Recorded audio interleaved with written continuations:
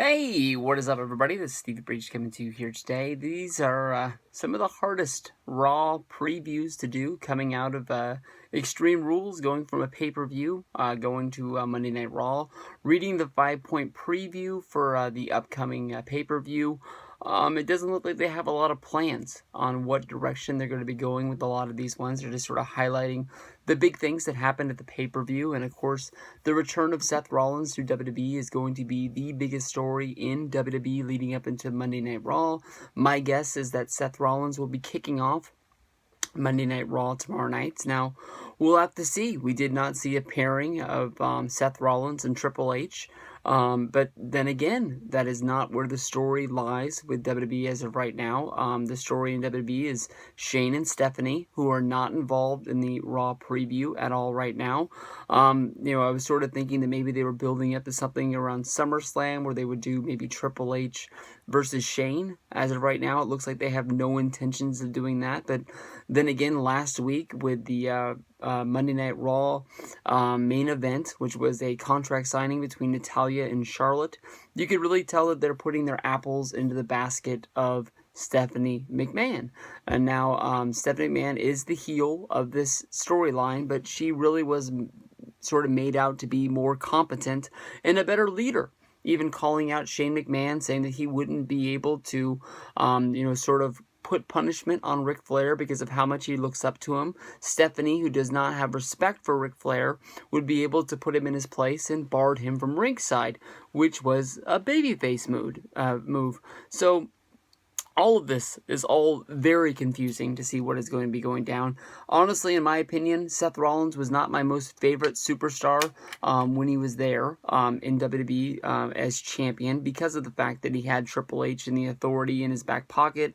He had Corporate Kane, he had J&J Security, he had thousands of things. And then once his injury happened and he was taken away from us, I sort of realized how much I liked the guy. So maybe Seth Rollins being on his own as a heel, fighting his own battles, is going to be a better thing for WWE in the future. It looks like he's going to be going up against Roman Reigns. He held the championship over his head. It looks like he's going to be sort of like the people's champion as of right now because of people not wanting to like Roman Reigns. But then maybe this sort of fits in to hold the WWE story of not really having baby faces, not really having heels, everyone having sort of a shade of gray, a lot like AJ Styles in the run with Roman Reigns right now. The fans are going to cheer Seth Rollins. It is what it is. Are they going to have to try and find some devious act to sort of put Rollins over as a heel? We'll have to see. But, what is that going to be? Maybe Rollins trying to kill Roman Reigns by trying to hit him with a car. I'm not really sure on where they go from there. But Rollins returning and being the number one contender is going to be the biggest story of Monday Night Raw tomorrow night. What this means for Shane, Stephanie, Vince, Triple H, we'll have to see. The Authority is dead, though. Rusev won the United States Championship. They did an injury angle with Kalisto. If they end up doing the WWE Raw thing where you end up having a rematch on Raw, I don't think that Kalisto is going to be able to put up much of a battle.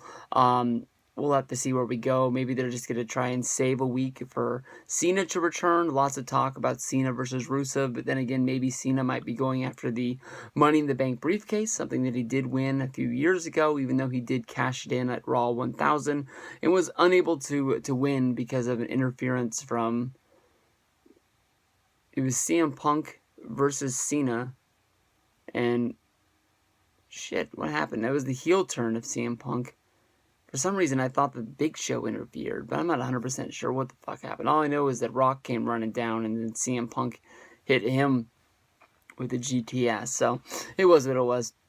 Maybe Big Show was involved. Maybe he wasn't. I'm not 100% sure. We had New Day beating the Vaudevillains. I don't know if Enzo and Kaz are going to be coming back, but you would think that the New Day, even though they won with sort of a heel faction sort of move, using the Illegal Man, we'll have to see where they go from here. My guess is that more than likely maybe Enzo is ready to return, and that's why they sort of did the deal where now New Day is going to be heels. They beat the Vaudevillains. Vaudevillains will fall to the back of the pack. Enzo and Kaz will move up to being the number one contenders. We had Kaz basically beat the Dudleys 2-on-1 tonight. So they're making Kaz look really, really strong. My guess Enzo slides in tomorrow, and then we go from there. The club was not able to pull off the win in the main event with AJ Styles not getting the victory. I think that AJ Styles, in my mind, is a guaranteed guy to be going into the Money in the Bank briefcase match. So where does this leave the club if they're not going after the title?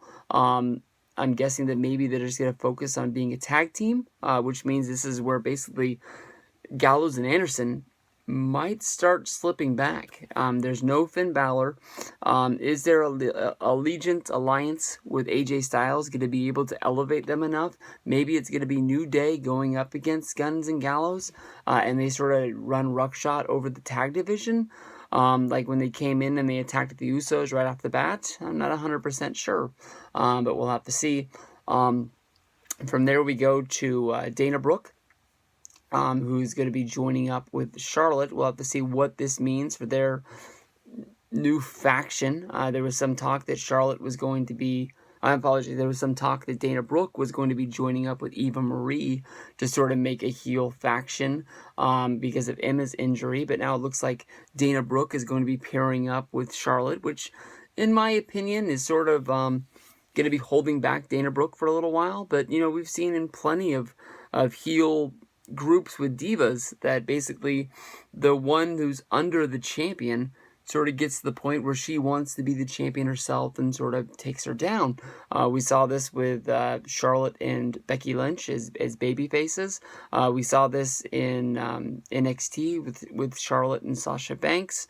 We saw it with Sasha Banks and Becky Lynch as their sort of heel group. So maybe this is sort of like when TNA... Oh, it's a horrible analogy. I don't even want to go into there. But, you know, when AJ started working as Prince AJ, they said that this was going to be better for AJ in the long run, and people who were watching the show were like, they're just making him look like an idiot. But the one thing that was wrong with AJ Styles was he was never really confident on the mic, so they turned him in sort of like this comedy guy who had to talk, and he had to act, and it sort of got AJ Styles to the point of he was, you know, Prince AJ for a while, doing the things with Team Christian and Team Angle, and which led to him having the affair with Karen Angle or whatever it was. And then AJ set off on his own, and it seemed like he had like the confidence in order to pull off a babyface or a heel promo, and he didn't have to hide behind being the idiot anymore.